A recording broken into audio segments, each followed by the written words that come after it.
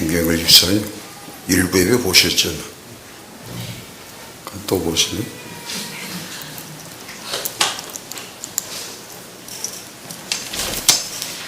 참 우리 새로운 교회가 굉장히 더 은혜가 충만해졌네요.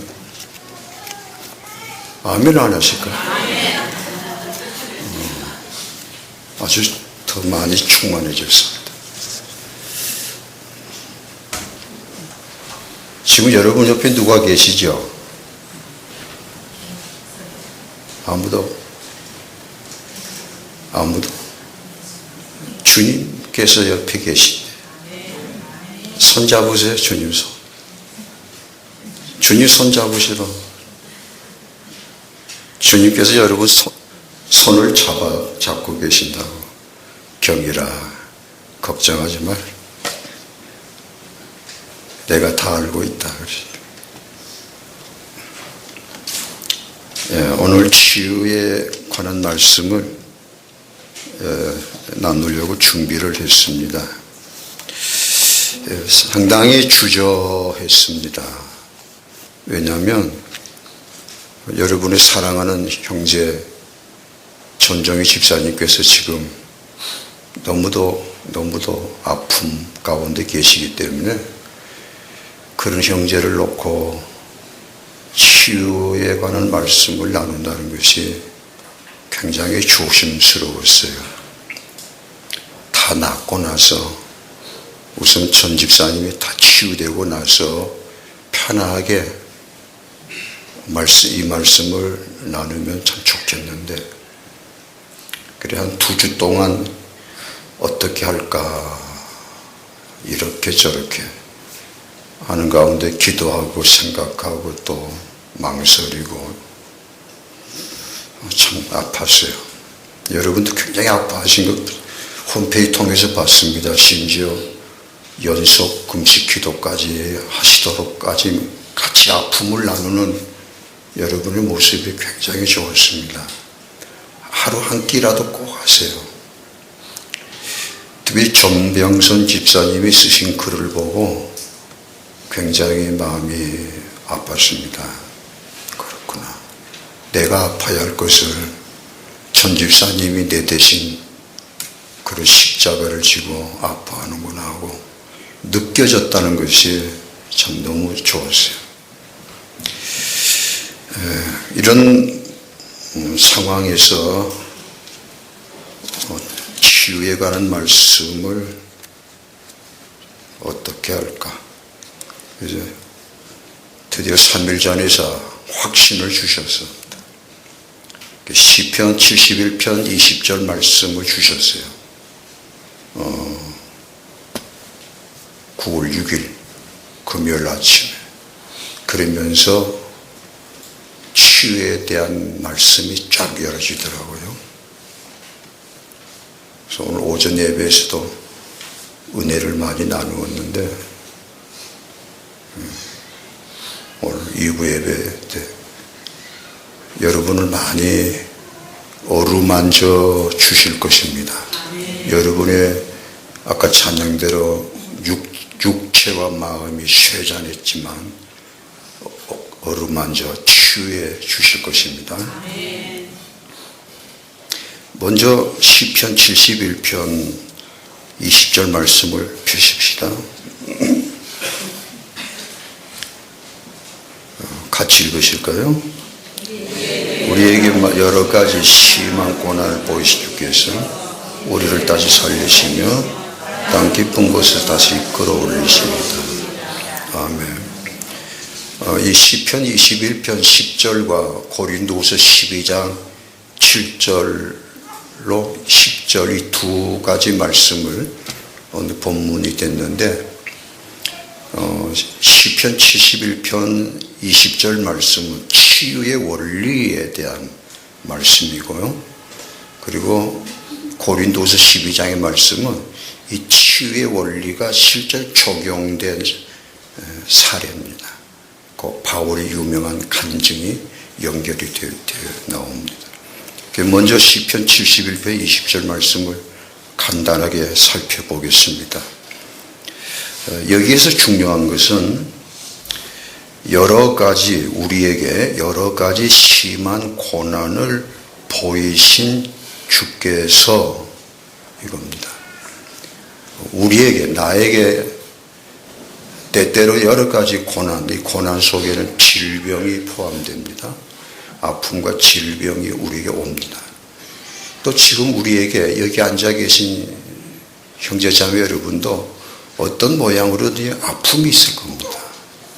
문제가 있고 또 질병도 있고, 저도 진짜 질병이 있거든요.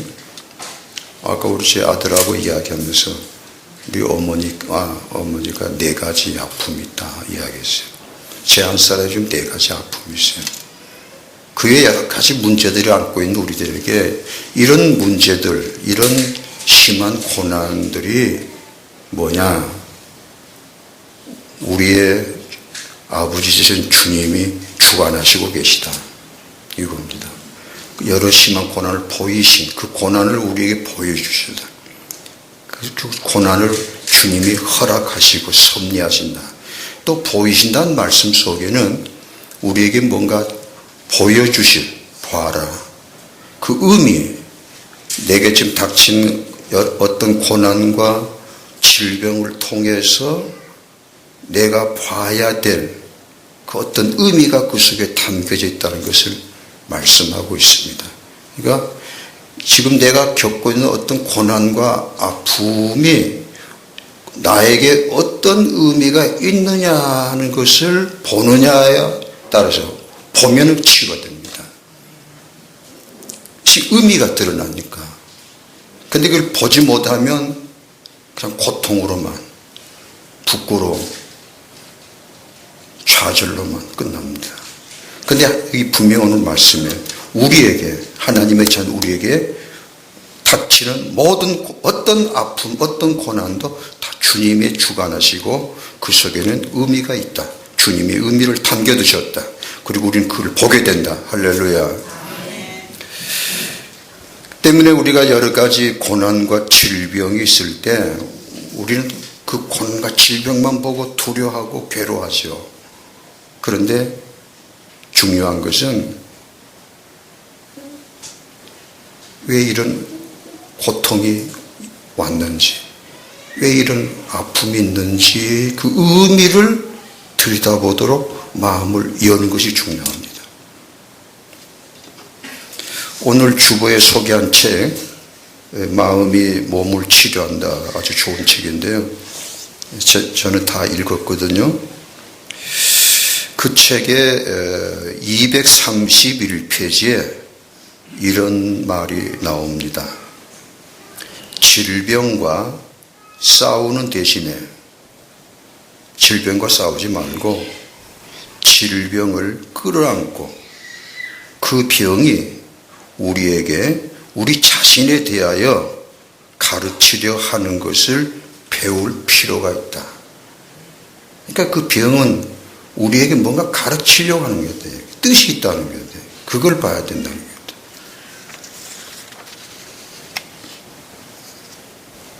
때문에 단순히 세상적인 치료는 병만 치료하는 끝나고 어떤 고난이 해결되는 것만으로 끝나는데 하나님의 은혜 안에서, 하나님의 진리 안에서는 단순히 그게 아닙니다.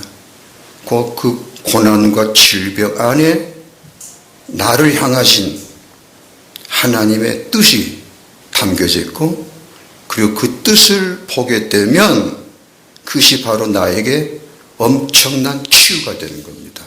은혜가 되어버립니다. 곧 내가 변화되는 것입니다. 그것이 바로 치유의 본질입니다. 얼마나 감사한지 몰라요. 그런 과정을 지나가면 이런 치유의 원리가 실제로 수많은 사람들에게 적용이 됐는데 그게 성경에 많은 하나님의 사람들이 이야기해요. 그 성경에 수많은 사람들이 그런 아픔과 고난을 겪었고 또 그런 고난과 아픔을 통해서 그 속에 담겨져 있는 하나님의 뜻을 보게 됐고 깨닫게 됐고, 그리고 그 뜻을 붙잡았을 때 저들 엄청난 치유를 받는, 변화를 받는 큰 기쁨과 환희 속에 들어가는 그런 승리가 따랐던 것입니다. 그 대표적인 예가 이제 바울 사도 보십시다. 고린도서 12장으로 가시죠. 바울 사도에게 도대체 어떤 일이 일어났느냐, 그리고 바울은 그걸 어떻게 받아들였고 또 어떻게 변화되었느냐 하는 아주 전형적인 간증입니다. 이 고린도 12장 7절, 10절의 바울의 간증은 바울만의 일이 아닙니다. 하나님의 자녀 우리 모두에게, 여기 우리 모두 한 사람 한 사람에게 그대로 적용되는 치유의 원리입니다. 아까 읽으셨으니까 한 번 더 읽을까요? 예, 한 번 더 빠른 속도로 읽으십시다. 여러 계시를 받은 것이 지극히 크므로 너무 자만하지 않게 하시려고 내식 죄까지 곧 사탄의 사자를 지었으니 이는 나를 쳐서 너무 자만하지 않게 하려 하십니다. 이것이 내게서 떠나가게 하기 위하여 내가 3번 주께 간구하였더니 나에게 이르시기를 내 은혜가 네게 족하도다. 이는 내 능력이 약한 데서 언제나 짐이라 하신지라. 그러므로 도리어 크게 기뻐함으로 나의 여러 약한 것들에 대하여 자랑하리니 이는 그리스도의 능력이 내게 머물게 하려 합니다. 그러므로 내가 그리스도를 위하여 약한 것들과 능력과 궁핍과 박해와 곤고를 기뻐하느니 이는 내가 약한 그때에 강함이라. 아멘. 먼저 확인하십시다. 오늘 이 말씀을 듣고 계신 여러분 가운데 나도 아니면 내 자녀들에게, 나의 사랑하는 가족에게 어떤 고난이 있고 문제가 있고 아픔이 있고 몸에 질병이 있습니다 하신 분 아멘 하십시오. 하다못해 사랑하는 형제 전정희 집사님 아픔을 이렇게 보고 있잖아요. 그것이 우리에게 아픔이 되잖아요. 고통이 되잖아요. 왜? 하나님 왜? 우리 그러죠. 자, 이제 바울 사도입니다. 우리가 잘 아는 대로 바울 사도는 어떤 분입니까? 하나님이 특별히 사랑하시는, 또 하나님이 귀히 쓰신 특별한 분입니다. 우리 같이 이렇게 짜잔하고 모자란 그런 사람들 아닙니다. 우리 같은 사람이야 많이 더 배워야 되고 깨우침을 받아야 되고 깨져야 되고 부셔져야 될 부분들이 많지만 바울은 된 사람입니다. 그런 하나님의 종 바울에게 어느 날 난데없는 전혀 애기치 못한 큰 아픔이 온 것입니다. 바울은 가시로 표현했습니다. 그 고통을 바울이 육체에 주어졌다. 7절입니다. 육체에 주어졌다. 큰 고통이 갑자기 온 겁니다. 표현하자면 갑자기 밤중에 그냥 고혈압으로 딱 쓰러진다든지 그런 난데없는 큰 사건이 일어난 겁니다. 이 가시를 바울은 원어로 그 육체에 갑자기 주어진 큰 고통을 스콜롭스라고 합니다. 그 가시를 표현했는데 말뚝이라는 뜻입니다. 날카롭게 깎은 말뚝을. 그러니까 그 바울이 얼마나 괴로워하냐, 얼마나 고통스러운지 바울 같은 사람에게도 견딜 수 없는 큰 고통이 임한 것입니다. 둘째로 바울은 이 가시를 만나서 가시를 받고 이 큰 고통 앞에서 바울의 태도입니다. 우리와 똑같아요. 그 가시 속에 그 질병과 그 아픔 속에 담겨져 있는 사랑하시는 하나님 아버지의 뜻을 보는 것이 아니었습니다. 그 뜻을 볼 만한 마음의 여유가 없었던 것입니다. 우선 괴로우니까, 우선 아프니까, 우선 못 견디겠으니까. 그래서 바울도 내가 저 고난 속에 이 가시 속에 담겨있는 의미를 읽어야지 하지 아니하고 오 하나님 괴롭습니다. 너무 아픕니다. 왜 이런 아픔을 내가 당해야 합니까? 하고 울었다는 겁니다. 8절에 나오죠. 세 번 죽게 간구했다. 이 표현은요, 그냥 기도했다는 의미가 아닙니다. 바울이 기도의 사람이죠. 그런데 이 간구했다는 표현을 딱 한 번 여기 나옵니다.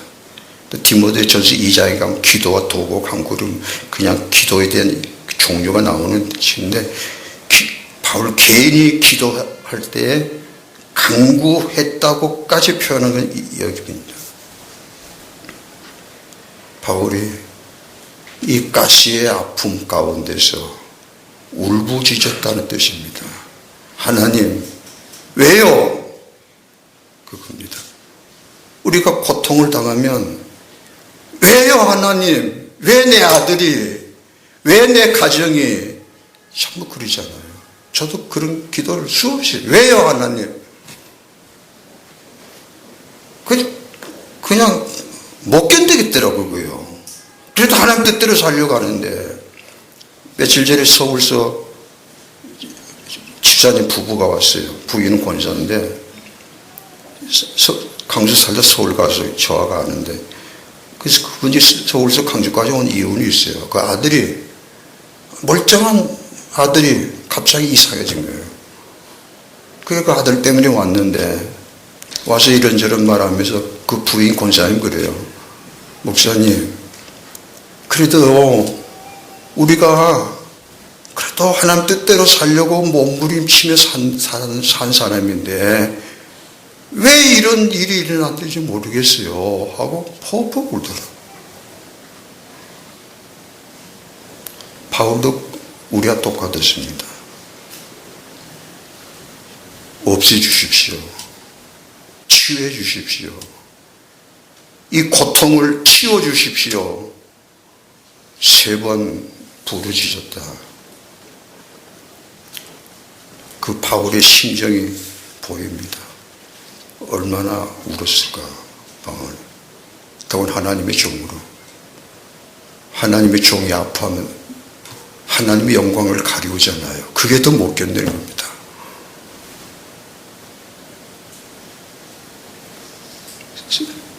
그런데 참 감사한 것은 그게 바로 하나님의 뜻이었습니다. 뭐냐면 바울 같은 기도의 사람인데도 하나님은 다시 한번 그 바울의 익숙한 습관화된 기도의 자리에서 벗어나 하나님 앞에 울부짖는, 피를 토하는 그런 기도의 뜨거움이, 기도의 영이 폭발하기를 원하셨습니다. 그 드디어 바울이 그런 자들이 오는 겁니다. 기도의 사람인데도 불구하고 울부짖는 겁니다. 기도가 째지는 겁니다. 바로 이게 중요합니다. 그런 은혜가 함께 하시기를 축원합니다.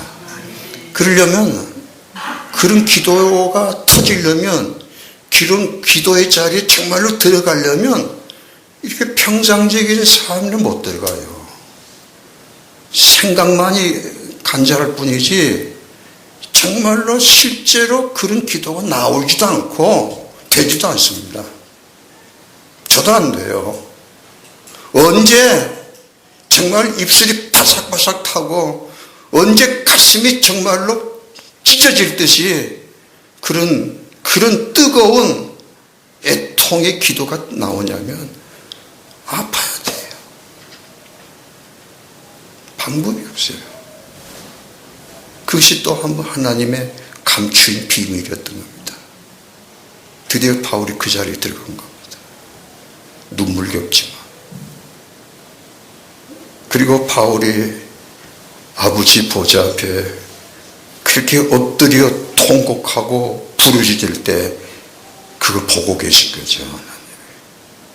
기다리고 계신 것이었습니다. 그리고 손을 잡아주시고 바울을 끌어안아 주시고 응답하십니다. 바울아, 그 가시가, 따라하십시오. 바울아, 울지 마라. 그랬을 것 같아요. 사랑하는 나의 종아, 울지 마라. 나도 안다. 네가 얼마나 괴로워하는지, 그게 얼마나 고통스러운지.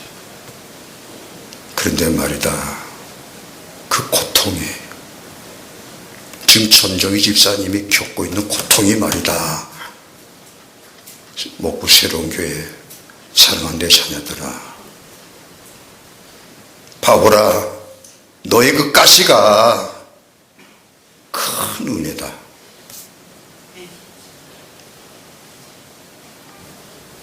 이렇게 하나님께서 응답을 하셨을 때 바울의 반응, 할렐루야.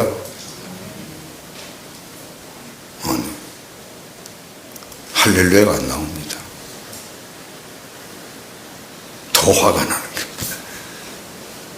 하나님, 그게 말씀이라고 합니까? 지금 내가 얼마나 괴롭고 얼마나 고통스러운지 아시면서 이 가시가 은혜라고요? 그것도 큰 은혜라고요? 와, 도저히 받아들일 수가 없습니다. 화가 나는 거죠. 바울도 화가 났던 거죠.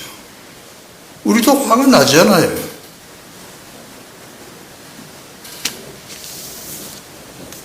그런 바울에게 하나님께서 그래, 안다. 네가 화낼 만한, 좀 들어라. 왜 너의 가시가, 너의 지금 큰 고통이, 전정희 집사가 겪고 있는 저 큰 고통이 무슨 의미인지 내가 말해주마, 그겁니다. 말씀하세요, 하나님. 바울아, 너에게 큰 문제가 있다. 제가요? 그래, 아주 큰 문제가 있다. 무슨 문제야? 너 그동안 말이다, 은혜 많이 받았지. 그리고 사역도 많이 했지. 많은 일을 이루었지. 네 이름이 유명해졌지. 많은 사람이 너를 떠받들고 있지. 그래서 네가 어찌 됐느냐? 교만해졌다. 팡! 때렸어요. 네가 은혜를 많이 받고 하나님 영광 위해서 일을 많이 하는데 무슨 소용이냐? 너의 영이 죽으면, 네가 교만해지면, 아들아, 내 아들아, 네가 교만해지면 어찌 되냐? 네 영이 죽으면 어찌 되냐? 그걸 내가 볼 수 있냐? 그래, 너의 그 교만은 너무 자만했다 그랬어. 그 교만을 깨트려야 되는 거야. 너의 그 교만을 깨트리는 방법이 없구나. 말씀으로? 안 돼. 말씀만 갖고는 안 돼. 말씀도 있어야 되지만 말씀 갖고는 그냥 스쳐 지나고 말아요. 오늘 이 말씀이, 저는 오늘 새벽에도 기도했어요. 여기 있는 어떤 자매에게, 어떤 형제에게 정말로 능력의 파쇄의 말씀이 되시기를 축원합니다. 깨져야 돼요. 실제로 파쇄가 나와야 돼요. 그래야 생명이 흘러나오거든요.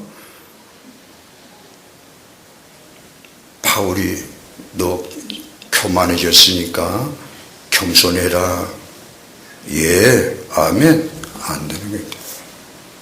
그거 갖고 안 된다는 겁니다. 너를 참으로 내가 새롭게 해야 되겠는데, 이전에 지녔던 너의 그 순결한 영혼 그 자리로 돌아가야 되겠는데, 네가 죄인의 개수라고 퍽퍽 울었던 그때 그 자리로 회복이 돼야 되겠는데 방법이 없구나, 바울아. 그래서 할 수 없이 망치를 들었다. 그게 가시다. 문자 그대로 7절에 바울이 그래. 나를 쳤다고 그러죠.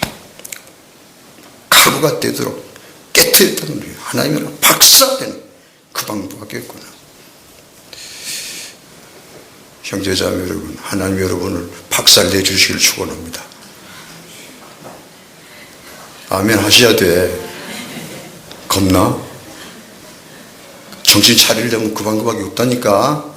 정신 아직도 못 차려. 생각으로는 마음으로는 내가 정신 차려야지. 내가 정말로 내 영이 깨어나야지. 안타까워만 하지. 안 되는 걸 어떻게 안 되는 걸. 하나님도 방법이 없으셨어요. 그러니까 가시를 주시는 거야.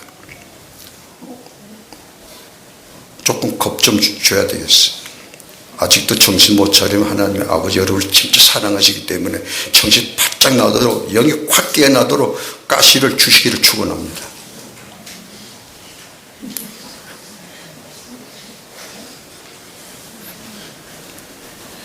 그게 하나님의 사랑이에요. 은혜입니다. 저도 그렇게 하시더라고요. 그러려면 저거 말 못할 사람이 되고 마는 거예요. 그리고 저뿐 아니라 제가 섬겼던 수많은 성도들에게 그렇게 하시더라고요. 내가 봐서 좀 삔들삔들 하거든요. 목사가 어떻게 잡아요? 못 잡아요. 아무리 말씀으로 좀 뭐 어떻게 좀 찔러줘도 그걸 몰라요. 받아들이지도 않고. 아니, 그때 방법이 없잖아요. 근데 하나님이 친히 손대시더라고요. 탁 찌르고 들어가니까 완전히 뒤집어지더라고요. 그리 되시기를 축원합니다. 아멘 하세요. 바울이 이 말씀 앞에 폭발한 겁니다. 확 열리는데 하나님, 이전에 안디옥 도상으로 가다가 부활해서 주님을 만나 3일을 식음을 전폐하고 기도하고 회개하고 통곡했던 그 눈물이 폭발한 겁니다. 저는 그렇게 봐요. 이 사건은 바울의 일생에 아주 중요한 사건이거든요. 그렇습니다, 하나님. 그렇습니다, 하나님. 그 깨달아지는데, 깨달아질 때 그 애통함이란 건 말로 표현 못한다. 그렇습니다, 하나님. 그렇습니다, 하나님. 얼마나 자기가 밉고 더럽고 추악하게 보이는데, 그리 바울이 울고 또 울고 그러면서 바울의 영혼이 그럽니다. 하나님, 좋습니다. 따라하십시오. 하나님, 좋습니다.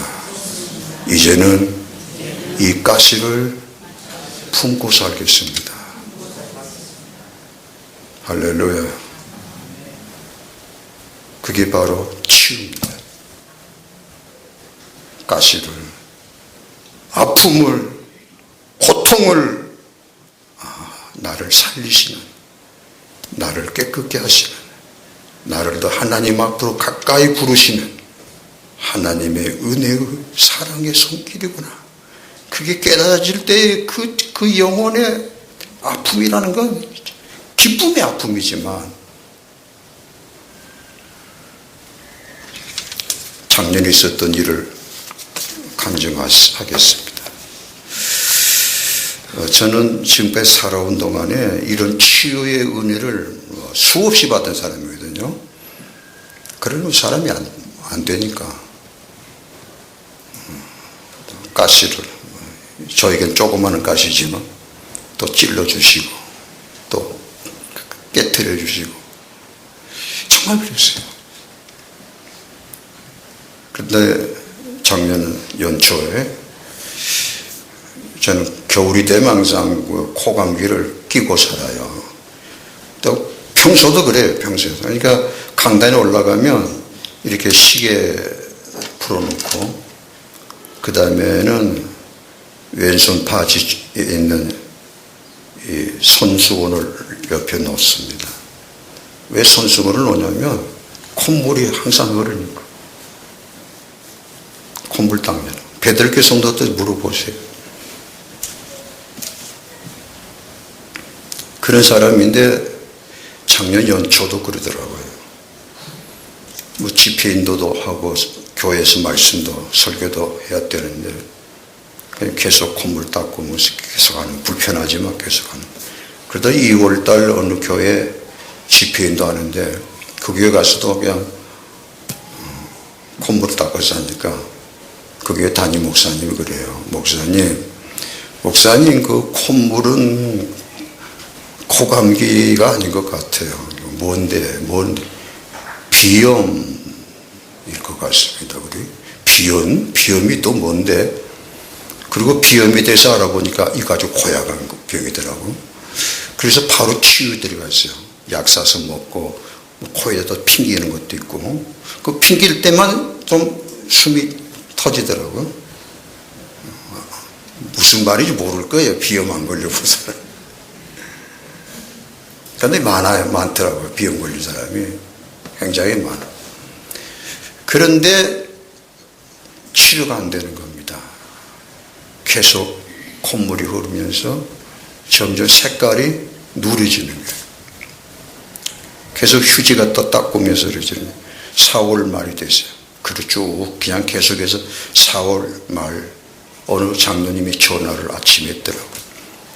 그 한의사인데 그 장로님은 평소에 좀 가깝게 지내는데 그래서 전화 왔길래 이런저런 하다가 내 지금의 상태를, 내 몸 상태를 이야기해 주니까 전에 갔더니 목사님 내가 약 지어 보내드릴게요. 이렇게 대답을 양반이 그때는 대본을 그러다. 목사님 이비인후과 가보셨나요? 그냥 한 대 꽝 맞은 기분이더라고요. 아예 알았습니다. 그래서 바로 강주에서 아주 유명한 그 이비인후과 한 분 있어요. 장로님인데 거기 전화했어요. 전화했더니 그 장로님 그래요. 목사님 바로 오십시오. 토요일인데 그날 토요일인데 오후 2시에 시간을 따로 비워놓을 테니까 꼭 오십시오. 아이고 미안합니다. 토요일 날에 쉬는 시간. 아니요 목사님 자 빨리 오십시오. 빨리 오십시오. 그래서 미안하지만 2시에 갔어요. 혼자 있더라고요. 다 퇴근하고. 그래서 그 장로님이 저를 검사하고 또 사진도 며칠 찍어보더니 딱 하더니 사진을 걸어놓고 보이더라고요. 목사님 이거 보이죠? 시커먼 거. 이게 저 목사님 축농증입니다. 그러면서 이 축농증이 상당히 진전된 축농증입니다.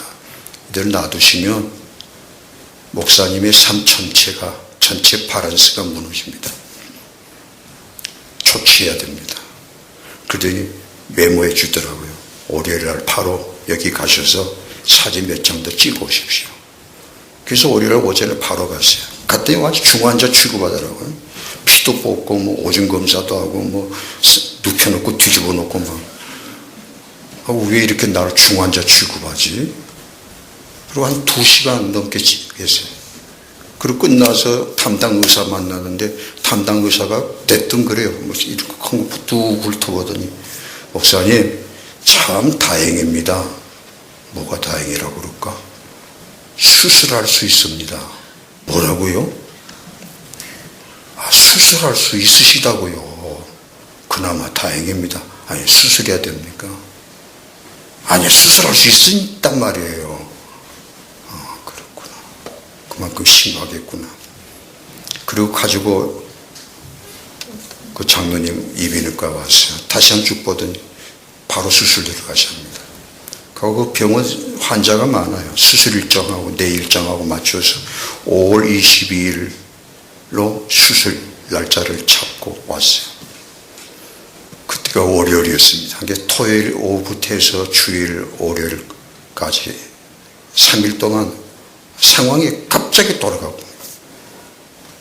5월 3일 화요일 아침 새벽에 내가 하나님 앞에 엎드리는 시간에 엎드렸어요. 갑자기 조용해지면서 저 밑바닥에서부터 올라오더라고요. 무슨 생각이 떠오르냐면, 네 평생 병원에 입원한 적 없고, 맞아요, 입원한 적 없어요. 네 몸에 칼댄 일도 없었다. 그런데 이번에 수술해야 돼. 또 우리 일주일 동안 입원하고 계속 또 후속 조치를 해야 돼. 이것이, 이 일이 보통 일이냐. 그리고 찌르고 들으시더라고요. 그러면서 단순히 이 축농증이라는 것을 수술로 치료하고 넘어갈 그런 문제겠느냐. 다 찌르고 들어오시는데, 못 견디겠더라고요.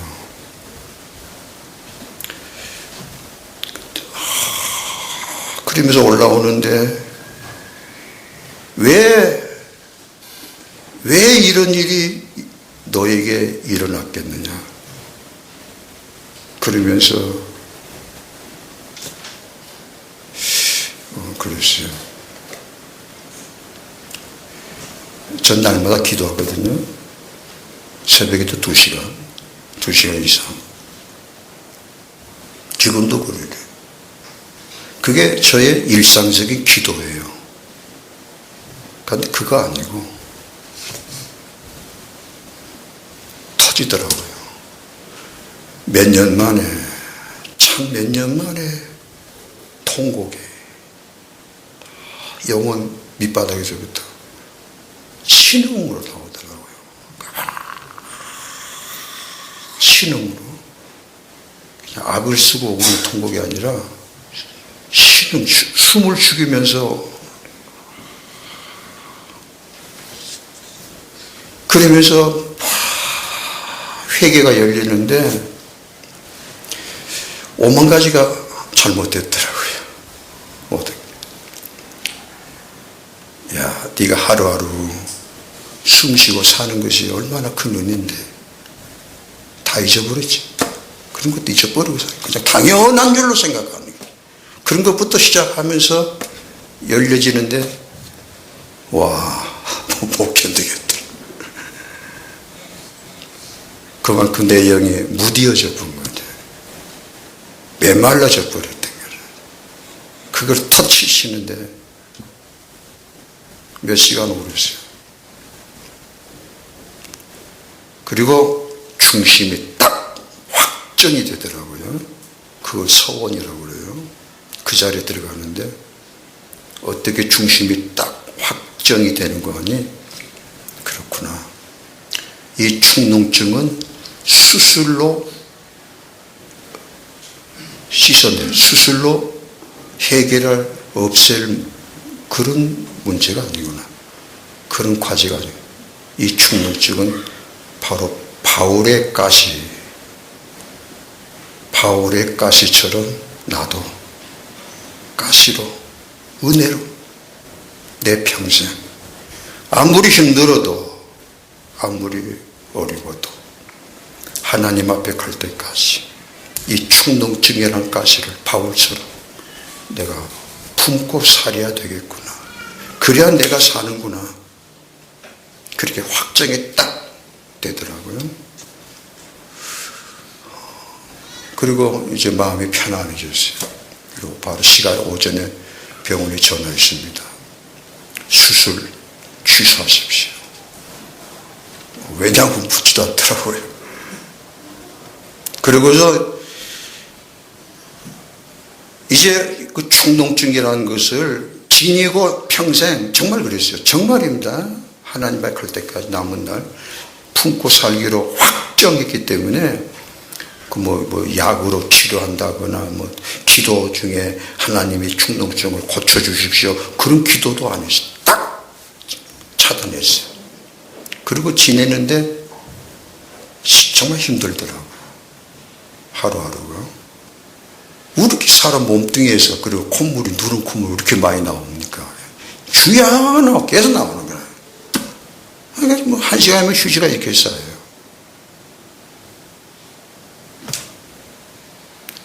그러면서